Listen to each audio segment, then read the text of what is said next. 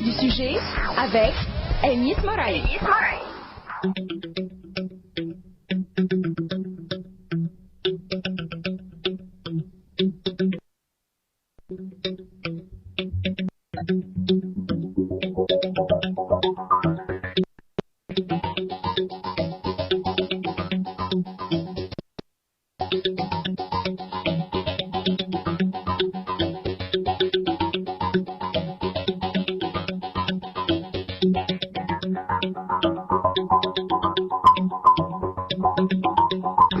Et dans le vif du sujet avec Anis Moraï demain à l'instant. Bonjour Anis. Bonjour Afef.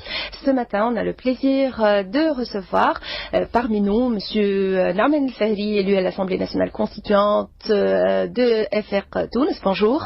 Bonjour. Bienvenue sur les ondes d'RTCI. Merci de l'invitation. Alors, quel est le programme pour ce matin, Anis?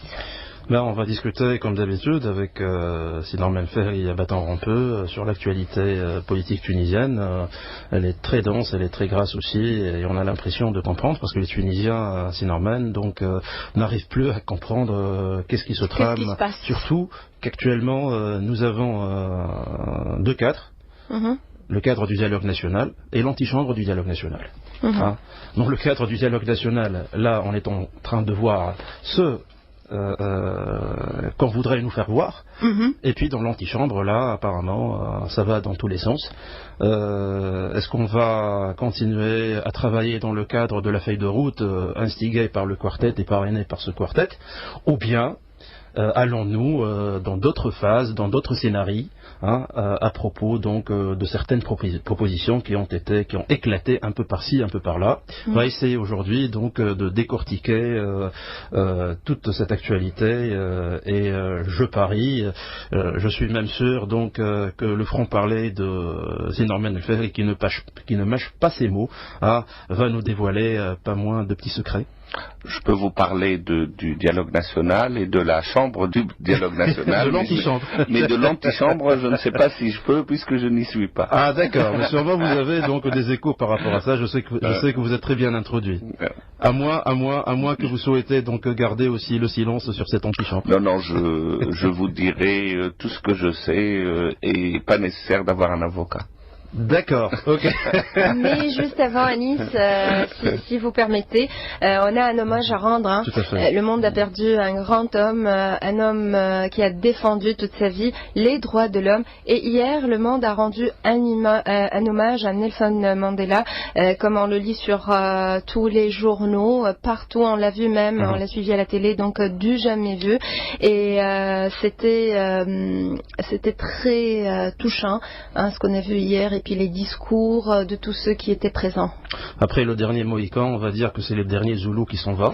Afef, Madiba est parti, et puis moi je retiens une seule image donc du départ de cette personne-là qui a vu sa vie défiler donc tout au long de cette période qui a maculé l'Afrique du Sud avec l'apartheid, avec donc ce régime de ségrégation. Moi j'ai vu une seule image, j'ai retenu une seule image, celle d'un blanc étreignant donc une femme de couleur, pleurant tous les deux.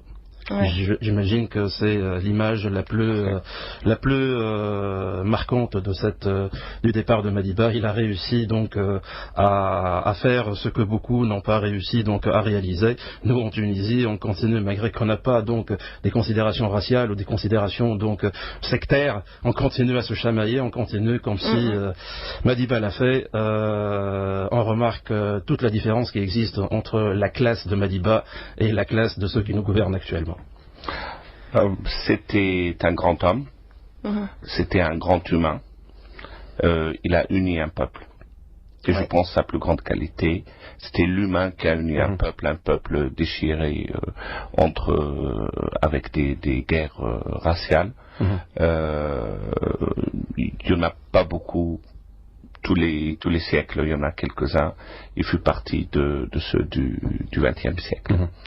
Et à ce propos, je lui rends hommage. Je rends aussi hommage à tous nos amis africains qui sont à Tunis et en Tunisie. Et parce qu'à chaque fois que je vois des étudiants ou des gens du monde de des affaires africains en Tunisie, ça me fait énormément plaisir parce qu'ils nous apportent apporte une grande richesse culturelle et une grande richesse aussi économique, parce que ça sera, les étudiants aujourd'hui africains à Tunis seront nos ambassadeurs dans leur pays, et Dieu sait comme l'Afrique est importante pour la Tunisie, et économiquement et culturellement. Tout à fait. Là, on va revenir à notre chère Tunisie pour essayer de comprendre ce qui se passe exactement. Alors, Sina Melfeh, on va commencer, je présume, Anis, par le dialogue national. Tout à fait, tout à voilà. fait. Donc, vous permettez que je pose ma première question, comme d'habitude. Alors, le dialogue national, mais qu'est-ce qui se passe? Pourquoi ce blocage? À qui on doit cet échec? Si on peut parler d'échec, qu'est-ce qui se passe exactement? On voudrait bien comprendre. C'est un échec momentané. Hein. Oui, provisoirement. Parce que le 14... Si on peut parler d'un échec. Parce qu'on attend toujours le résultat. Oui, oui. Vous savez, moi je viens d'un monde plutôt d'abord de l'entreprise avant de venir au monde du service du Tunisien. Je dirais pas du monde politique, parce que j'ai l'impression que la politique que font certains est autre que notre vision de politique, où la méthodologie est aussi importante que le contenu. Comment on gère quelque chose quand on met une feuille de route, et comment on gère cette feuille de route est aussi important que la réalisation, que ce qu'il y a dedans. Par exemple, on parle de consensus. Il faut déjà définir le consensus. C'est quoi le consensus? Est-ce que le consensus, c'est que tout le monde est d'accord? Ça s'appelle unanimité. Ce n'est pas consensus. Est-ce que le consensus, qu'il n'y ait pas de veto de partis importants? Probablement. Qui sont ces partis importants? Aujourd'hui, il y a Nahda qui est au pouvoir. Si elle met son veto sur un candidat pour sortir, on peut dire que elle dit je ne donne pas les clés du pouvoir à cette personne parce que je n'ai pas confiance en cette personne. Ce veto est important. Mais si un petit parti uni député qui n'a qu'un seul député qui met son veto, c'est pas très important. Et donc ce qui se passe, j'ai l'impression qu'on n'a pas défini ce que ça veut dire qu'un consensus. À mon sens, la semaine dernière, il y avait consensus. C'est-à-dire, il y avait consensus puisque, comme vous l'avez, autour d'un des candidats, autour de M. Jalloul Ayed, et je ne parle pas de la personne, je parle de la méthode. D'accord.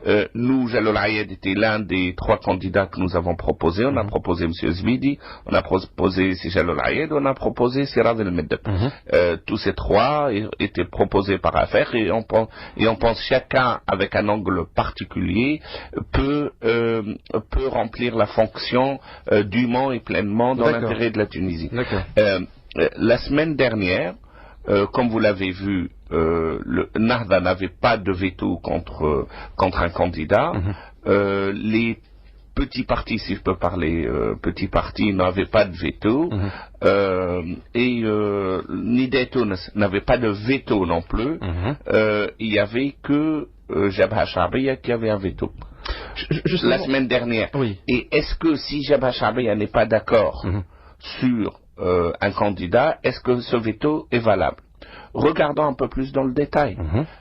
Jabha Charbiya, c'est 5 partis, 5 partis séparés, dont le nombre total des députés sont de 6 députés, et dans les sondages, je crois que fait 7 ou 8%.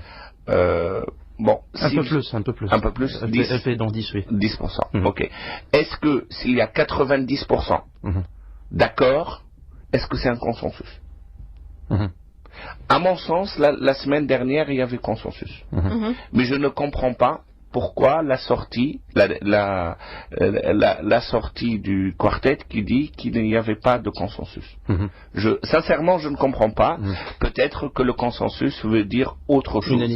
Unanimité. Ou peut-être que le consensus veut dire des personnes particulières qu'il faut qu'ils soient d'accord. Et à ce moment-là, pourquoi inviter les autres petits partis?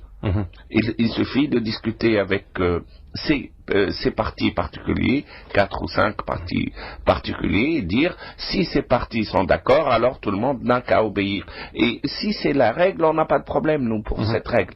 Mais il faut que la règle soit clair, parce que sinon on rentre dans l'arbitraire. Et vous savez, là où nous sommes aujourd'hui, la situation économique aujourd'hui du pays, la situation désastreuse économique, elle vient justement de l'arbitraire.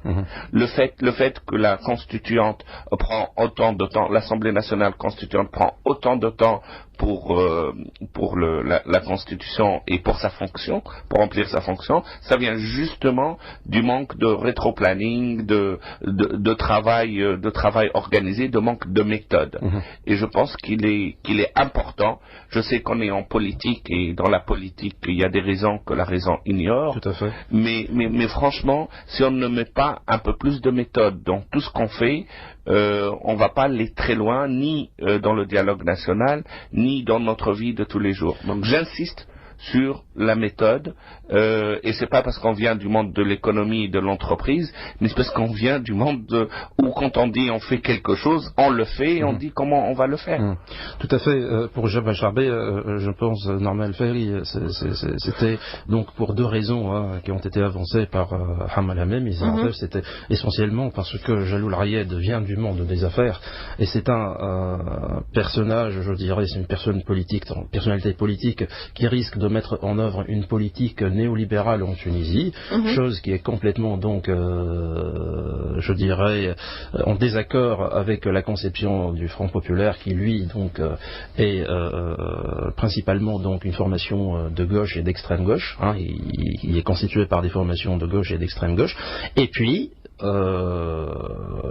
ça rentre peut-être dans la politique politicienne. On a soulevé, je dis bien, on a soulevé un dossier de, disons, corruption s'agissant de M. Jaloul Rayed. Reste à vérifier par rapport à ça. Il vient de le dénigrer. Enfin, il vient de dire que c'est une campagne de dénigrement sur sa personne. Et là, justement, donc, on se trouve dans une situation qui est un peu donc burlesque.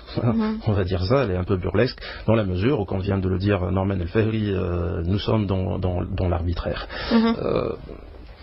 Et justement, si je peux, si les mêmes personnes qui ont proposé que si Jaloul prenne un job de ministre d'État et qui n'ont pas de problème qu'ils prennent un ministre d'État, mais ils ont un problème qu'ils prennent le poste de Premier ministre, est-ce que ça veut dire qu'ils acceptent un Premier ministre, un ministre d'État corrompu, mais pas un Premier ministre? Numéro 1. Numéro 2, ce monsieur, son intégrité est hors pair, et d'ailleurs, on a parlé de dossiers chez l'instance anti-corruption, qui eux-mêmes avaient dit qu'ils n'ont rien soulevé, ils avaient dit qu'ils n'ont aucun dossier là-dessus et qu'il y avait des accusations qui ont été clarifiées, comme il y a eu des accusations sur Hamal Hamem et sur tout le monde. Je veux dire, les accusations gratuites, il y en a partout. Et donc, ce n'est pas une manière noble de faire de la politique. Actuellement, nous sommes loin de la noblesse, Norman El-Fehri. Dans la politique tunisienne, nous sommes très loin de la noblesse. Essayons autour de cette table de garder un minimum de noblesse quand même. Aussi. Oui, mais revenons aux orientations libérales de Jaloul. Je ne pense pas du tout que c'est le cas, puisque c'est le seul qui a poussé d'une manière extraordinaire quand il était au gouvernement dernier pour faire la loi du microcrédit. Et on sait très bien que la loi de microcrédit, pour faciliter les microcrédits, son objectif principal, c'est les couches défavorisées de la classe sociale. Et si ça peut être aussi une mesure ponctuelle pour une situation économique à un moment donné aussi. Non, si on utilise le microcrédit comme étant l'un des chevaux de bataille, je pense que c'est plus structurel qu'autre chose, sincèrement. Aussi, sur les régions, le travail le plan qu'il a déroulé pour comment désenclaver les régions était un plan loin d'être d'extrême droite, d'extrême droite. C'est que encore une fois, ce n'est pas nécessairement de la personne qu'on parle. On parle de la compétence, et on parle du programme, et on parle de la méthode pour arriver à une conclusion. En tout cas, juste pour encore rebondir sur vos propos par rapport au Front populaire, lors d'une conférence de presse organisée hier, Hama il a fait savoir le Front populaire n'était pas le seul qui a refusé Jalloul Ayed, mais aussi la moitié des partis, et parmi eux des grands partis, dont les partis de la Troïka, et qu'il n'y a pas eu de consensus, en tout cas pour eux. Ce qu'il a annoncé, c'est que le Front populaire va contribuer à la recherche d'une solution pour sortir le pays de la crise, mais il ne proposera aucun candidat pour le poste du futur chef du gouvernement, et ils sont prêts à coopérer avec le futur chef du gouvernement sur la base de la feuille de route. Voilà. Oui, c'est peut-être, il vient renverser la vapeur. Donc ils viennent de renverser la vapeur parce qu'ils se sont retrouvés donc dans une situation très inconfortable. C'est le fait de dire nous avons trouvé un consensus, tout le monde en vient de le dire dans Melfel d'affaires, donc nous avons trouvé un consensus, sauf que Jabba Charbet, elle est dans le collimateur, je dirais, de tous les observateurs des Tunisiens, comme quoi c'était donc le seul, je dirais, le seul parti, enfin une constellation de partis qui a refusé donc que le Tunisien trouve le sourire avec la nomination d'un Premier ministre. L'information que vous venez de dire, qu'il y a plus que Jabha Charbeya qui avait refusé, à part peut-être le Massar qui n'était pas clair sur sa position, je pense que c'est une information erronée. Disons pas à ma connaissance, ne représente pas la réalité. Et je me suis même amusé la semaine dernière à faire le calcul des partis. Si on considère que le Jabha sont 5 partis, il y avait 6 partis. Vous avez sûrement constaté que le nom de Slahaddin Ben Bark a été évoqué, l'ancien ministre donc sous le gouvernement donc Ranouchi, sous le gouvernement donc Makouche de Nuira, a été proposé comme éventuel donc Premier ministre qui sera annoncé par le quartet. Qu'est-ce que vous avez à dire à propos de ça? Sincèrement, je n'ai pas suivi ça. Encore une fois, c'est un problème de méthode. Ça veut dire quoi un consensus et comment on arrive à un nom. Si on continue à avoir un panier et on filtre ce panier pour arriver à un nom parmi, vous savez qu'on a commencé par 20, 18, 4, puis on a discuté 2 et pas les autres. Maintenant, si on met le panier, on filtre et on continue à arroser le panier avec d'autres noms, je pense pas que c'est la meilleure méthode pour arriver à une solution. Parce que vous savez, le dialogue national n'est pas fini quand on choisit le nom la personnalité. Il y a d'autres problématiques. On a beaucoup de travail, beaucoup d'autres types de consensus à obtenir. Oui, mais là il te reste 3 jours. Vous-même qui êtes dans le dialogue national, quels sont les noms qui sont évoqués actuellement? Slahaddin Ben Bark, est-ce qu'il constitue une piste donc réelle, ou bien c'est une diversion juste donc pour maintenir dans le flou encore, et finalement le samedi donc annoncer directement le nom du Premier ministre? Pas ma connaissance que le nom que M. Slahaddin Ben Bark, que je n'émets aucun avis là-dessus, mais ce n'est pas un nom qui nous a été communiqué, numéro 2. Quels sont les noms qui vous ont été communiqués? Ceux dont on a, c'est les 4. C'est les 4 noms qui sont restés à la fin. Donc, quels sont les 4 noms qui restent? Les 4 noms qui restaient étaient M. Mestiri, M. Nasser, M. Ayed et M. Moussa Kamel Nebli. Et après, on a remis sur la table M. Chakri Tbib. Tous ces noms, c'est des noms dignes de beaucoup de respect. Mais bon, il faut une méthode pour conclure. Maintenant, vous avez dit que vous qui êtes dans le dialogue national, nous sommes un peu, comment trouver le bon mot, marginalisés? Non, nous sommes un peu surpris que on apprend qu'il y a une réunion aujourd'hui sur le dialogue national avec 7 partis les plus importants. Alors les plus importants, j'imagine le seul critère objectif, c'est le nombre de députés. Voilà. Bon, la loyauté aussi. La loyauté pour qui? La loyauté pour les grands. Restons dans les critères objectifs. Non, mais tout à l'heure vous avez parlé de petits. Moi, je parle de grands maintenant. Écoutez, les grands partis, si on dit grands partis, c'est en nombre ou en sondage, d'accord. Et franchement, je suis un peu surpris, encore une fois, un problème de méthode où le Jabhat Sha'biya, qui est considéré comme 5 partis séparés dans le dialogue national, ils ont 5 sièges sur les 21, est considéré comme un seul parti quand il s'agit des 7, pour qu'elle puisse accéder à un siège dans les 7. Donc encore une fois, c'est des méthodes, c'est des méthodes qui ne nous conviennent pas forcément, qu'on trouve que c'est pas des méthodes aussi transparentes qu'elles devraient l'être, et que ces méthodes qui mettent beaucoup plus d'arbitraire, qui risquent de réduire l'efficacité de ce dialogue. Voilà, on va marquer une toute courte pause musicale et on se retrouve tout de suite après, toujours dans le cadre de l'émission Dans le vif du sujet.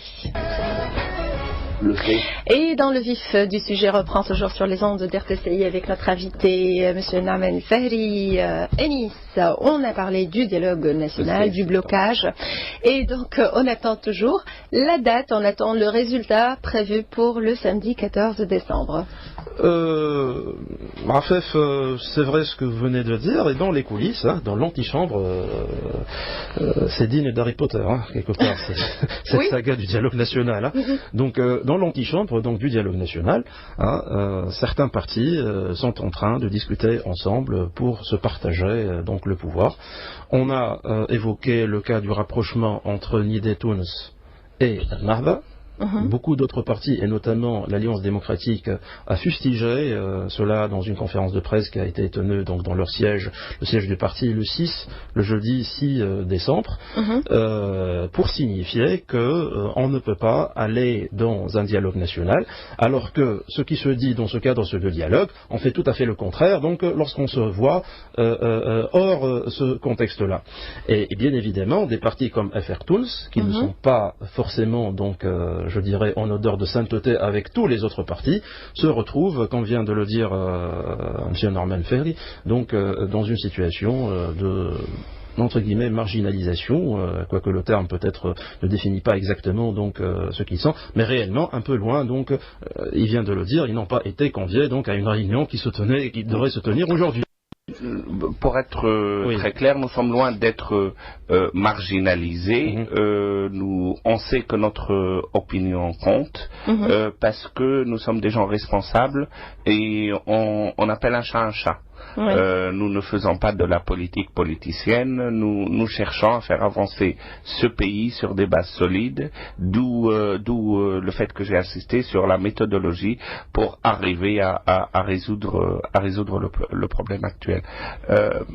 Maintenant, c'est vrai que la responsabilité de gérer le dialogue national n'incombe pas à faire, mais incombe au quartet, et eux, il faut respecter, ils ont pris cette initiative, il faut respecter ce qu'ils font. Et s'ils le font bien, on les remercieront. S'ils ne le font pas bien, on leur dira que ce n'était pas une bonne idée de prendre une responsabilité et ne pas bien la faire. C'est tout. Justement, dans ce rapprochement entre Nidé Tounes et le parti Nahda, qui se trame depuis quelque temps.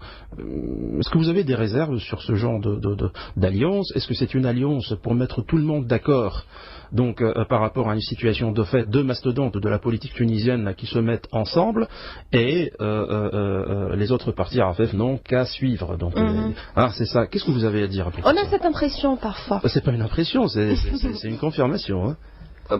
Vous savez, on parle beaucoup de choses, certaines choses existent, d'autres n'existent pas, mais c'est sûr qu'il y a une perception de quelque chose qui se trame entre les deux grands partis d'aujourd'hui. Encore une fois, je reviens à la définition du consensus. Si le parti Ennahda et le parti Nidé Tounes se mettent d'accord sur quelque chose, comment gérer la prochaine phase. Croyez-vous que c'est durable? C'est à vous de me le dire. Je ne pense vraiment pas. je ne pense vraiment pas que ces deux partis et que ces deux partis qui vont décider de l'avenir de la Tunisie. Maintenant, si l'un des deux partis est fondamentalement opposé à une solution quelconque, je ne pense pas que c'est une solution durable non plus. Et donc ça veut dire quoi, le consensus pour ce pays? Ça veut dire que ces deux grands partis, il faut qu'ils soient d'accord, mais il faut aussi que la majorité des autres soient dans le même sens. Vous êtes en train de dire que certains partis donc tendent vers le pourrisme, une situation de pourrisme. Non, loin de là, je suis... Parce que certains partis... Oui, tout à fait. Parce que certains partis, Norman Ferry, pensent aussi que maintenir la Troïka dans le pouvoir, donc finira par créer un remous avec la situation donc actuelle de la Tunisie. Écoutez, revenons à la base. Okay. Il y a des gens qui pensent que l'ANC est légitime jusqu'à ce qu'elle finisse son travail, même si elle le finit dans 20 ans. D'accord. Je ne fais pas partie de ces gens-là. D'accord.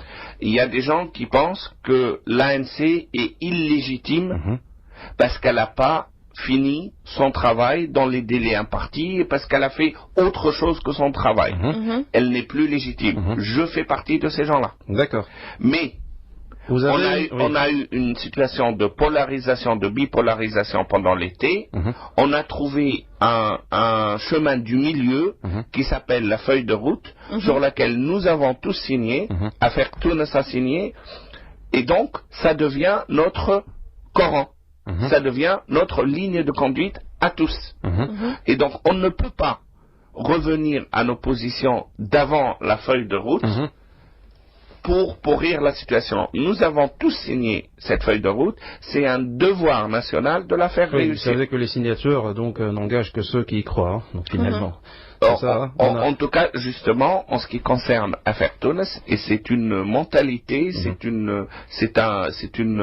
dirais même une raison d'être responsable. Quand on dit quelque chose, on le fait, on dit ce qu'on va faire, et quand on l'a fait, on dit qu'on l'a fait. Donc il faut être clair, net et précis. Nous voulons que cette feuille de route réussisse. Pour que cette feuille de route réussisse, il y a 3 problématiques. La problématique du gouvernement, la problématique de la Constitution et la problématique de l'ISI. De l'élection, oui. On parle beaucoup de la problématique du gouvernement. C'est l'exécutif, c'est l'une des choses les plus importantes dans ce moment à cause du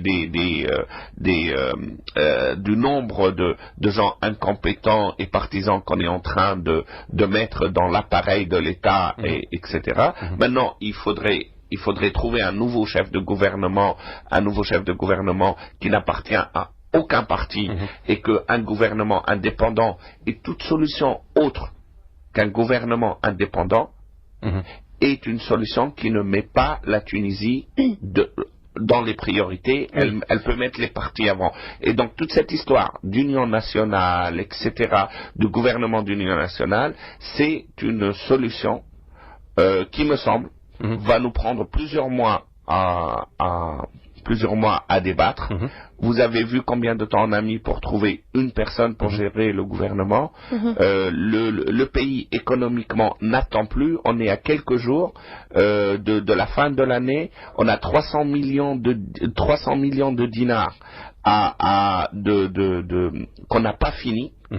Qu'on n'a pas trouvé encore pour finir l'année. On avait 3300 millions de dinars qu'on devait ramener en termes de prêts et d'impôts, etc., qu'on n'a pas ramené, que le gouvernement n'a pas ramené. Et donc, pour remplir ce gap, ils ont raclé les fonds de caisse, ils ont raclé l'argent de nos enfants qui était l'argent de Tunisie Télécom, un argent qui était destiné à faire un fonds pour nos enfants. Il nous reste encore 300 millions de dinars pour finir l'année qu'on les a pas. Le FMI est prêt à financer, mais il ne trouve pas un interlocuteur pour signer avec. Il ne va pas signer avec un gouvernement démissionnaire. Donc il faut trouver le chef de gouvernement et mettre le gouvernement le plus tôt possible. Parce que sinon, on risque d'avoir une hémorragie de capitaux, on risque de ne pas avoir assez d'argent. Les conséquences seront très graves. Les conséquences. Oui. Et ça, c'est le pourrissement. Tout délai de trouver le chef du gouvernement et d'installer le gouvernement, c'est une stratégie de pourrissement. Ce n'est pas une bonne stratégie pour la Tunisie.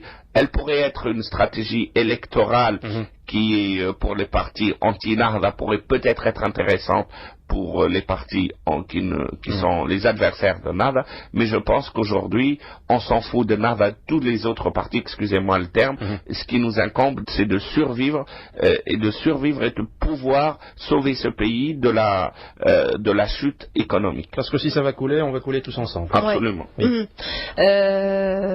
Là, je voudrais vous poser une question, Anis. En cas d'un échec, donc d'ici samedi prochain, il n'y aura pas de nom, donc un échec, si le quartet va annoncer l'échec du dialogue national, mais qu'est-ce qui va se passer après? Alors, justement, c'est pas exactement la question que j'allais poser à Sinan Melferi, parce que tout simplement, Afef, on a entendu donc l'existence d'une autre alternative. Et là, ce qui est un peu déplorable, et c'est une question de méthodologie, je suis tout à fait d'accord avec Sinan Melferi lorsqu'il parle de méthodologie, donc de gestion, je dirais, de cette situation de crise dans le cadre du dialogue national. Je me pose aussi la question, nous sommes pratiquement dans le jargon donc médical devant un légume. Le légume, c'est quelqu'un qui est dans une situation donc de mort cérébrale, ce dialogue national qui était en intubation actuellement. Et là, on entend Beji Caïd Sebsi donc dans son dernier discours parler donc d'une nouvelle initiative. Sortant du dialogue national et de la feuille de route qui a été donc signée par Beji Caïd Sebsi lui-même et par tous les autres pour discuter en fait pour la création d'un haut conseil d'État.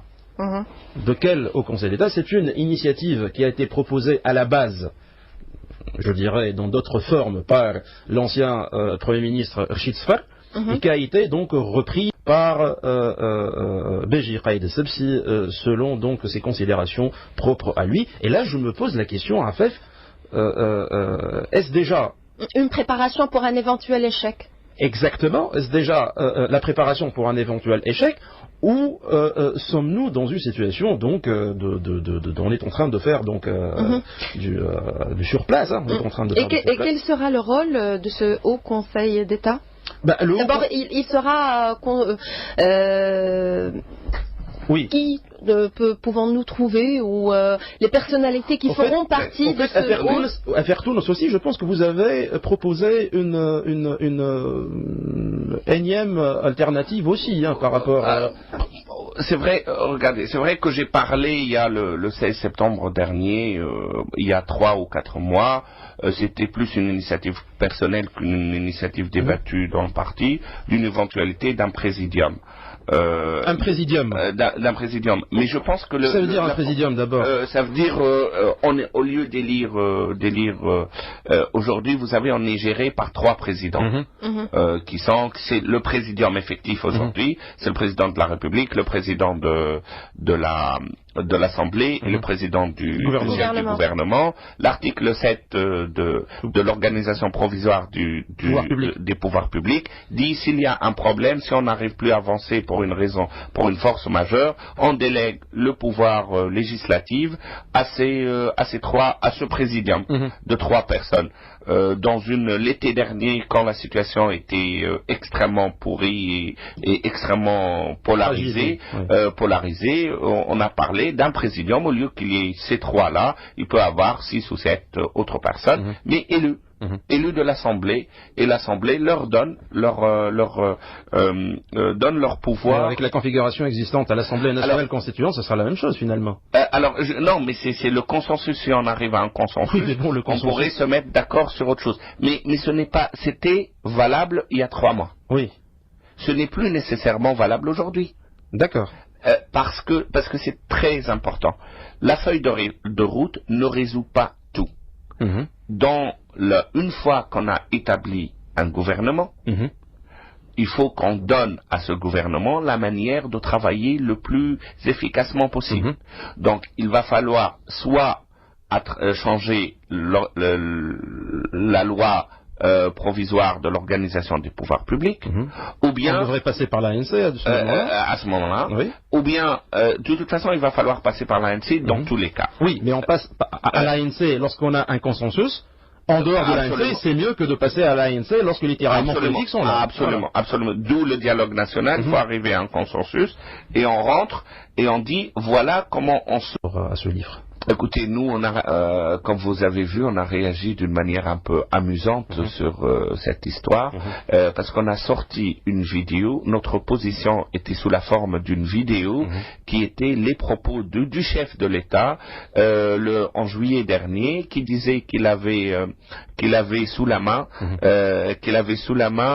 des informations qu'il pouvait utiliser contre ses adversaires politiques, mais ni l'éthique, ni les droits de l'homme, ni ne lui permettait de le faire, et soudain il le fait. Donc nous on a réagi, on a dit notre position, c'est ce qu'il a dit, c'est ce que le président avait dit en juillet dernier. Mais dans la vie, Norman Fer, on évolue, donc pour ne pas dire autre chose.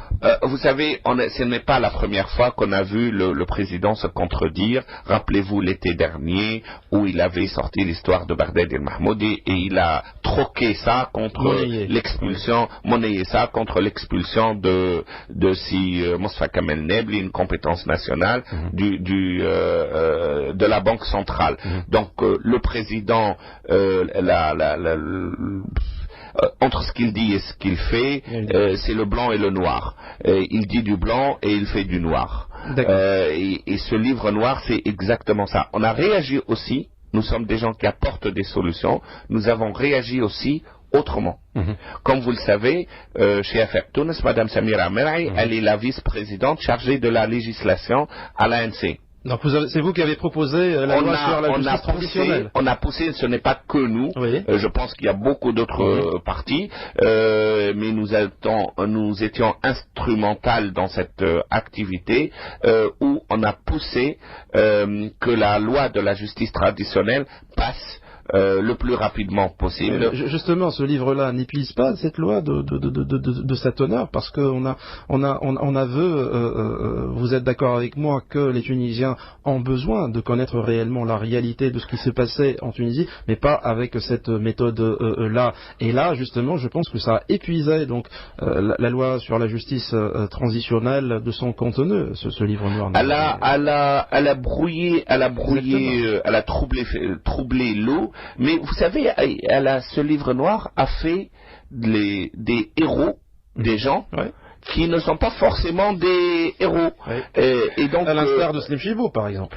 Sans rentrer dans les noms, aussi, parce que il faudrait les classiques de l'ancien régime qui reviennent par miracle donc comme des héros. Là, c'est pour ça que la justice transitionnelle est le seul outil pour avancer. Et je reviens à ce que vous avez dit pendant le début de cette émission, au début de cette émission, quand vous aviez dit l'image qui vous reste. En Afrique du Sud, après la justice transitionnelle,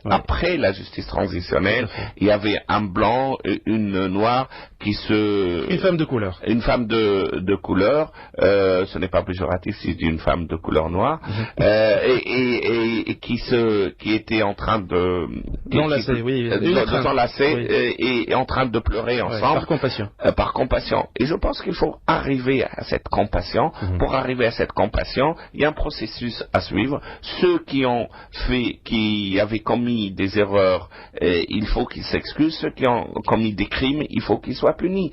Et qu'on en finisse, parce que ce n'est pas avec la haine qu'on construit un pays, c'est avec une vision pour nos enfants, et on ne veut pas que la vision pour nos petits-enfants soit terne. On veut qu'elle soit claire, et on veut que les horizons tous les horizons sont ouverts pour nos petits-enfants. Moi aussi, je voudrais bien continuer dans cette lancée positive. On termine sur une note positive. Enis, mais qu'est-ce qu'il nous faut pour que la situation s'améliore. On a besoin d'être rassuré, surtout en ce moment même, en cette fin d'année. On a envie de commencer une année 2014 avec de bonnes choses, de bonnes nouvelles. Qu'est-ce qu'il nous faut? Il nous faut une responsabilité, que nos politiciens soient vraiment responsables, parce que ce sont nos politiciens, toute catégorie, toute tendance, toute idéologie confondue, qui sont en train de prendre la Tunisie, les Tunisiens en otage de leur égoïsme, en otage de l'étroitesse de leur esprit, et je dirais aussi en otage par leur cupidité et leur manque de démocratie. Tout le monde parle de démocratie, mais rares sont les démocrates parmi nos politiciens.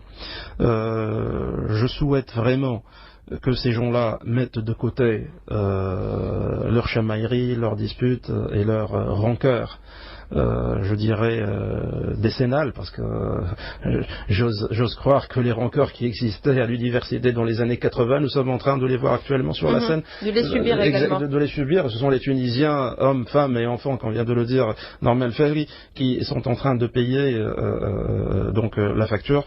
J'espère qu'ils mettront de côté leur égoïsme et qu'ils prennent Madiba Mandela donc comme exemple, lui qui a quand même parvenu à unir le bourreau et la victime. Nous n'avons ni bourreau ni victime. Nous avons un peuple donc qui est divisé parce que la confiance entre ces dirigeants politiques n'est pas de rigueur et n'est pas de mise. C'est la même Fahri. Vous savez, je reste quand même optimiste. Sincèrement, j'ai confiance en ce peuple.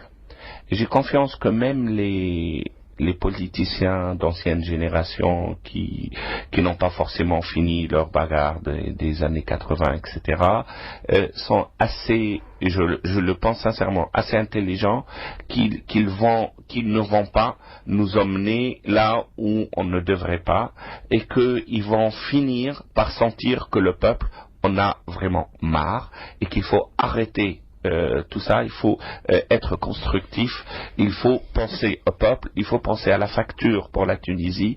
La facture pour la Tunisie est lourde et le job de politicien, c'est réduire la facture pour le citoyen, la facture de ce soit dans son couffin le samedi ou dans l'économie en général. J'ai confiance que malgré tout ça, on va arriver à trouver une solution, mais j'espère que 2014, il y aura beaucoup moins de chamaillements sur des sujets politico-politiciens. Débattants, les politiques doivent débattre des vrais problèmes de société, des vrais problèmes économiques, des problèmes qui touche le citoyen moyen dans son couffin, quelle est l'économique de l'emploi, comment aider nos enfants à trouver des emplois et comment réduire la facture. C'est ce qui compte à nos citoyens et c'est pour ça qu'ils nous ont élus. Ils nous ont pas élus pour décider nécessairement qui est le président de la République et c'est tout. Merci beaucoup, merci Silaman Fahri, élu à l'Assemblée nationale constituante du parti Affaires Tunis. Merci Anis, nous en remettra notre rendez-vous pour demain dans le vif de la Constitution.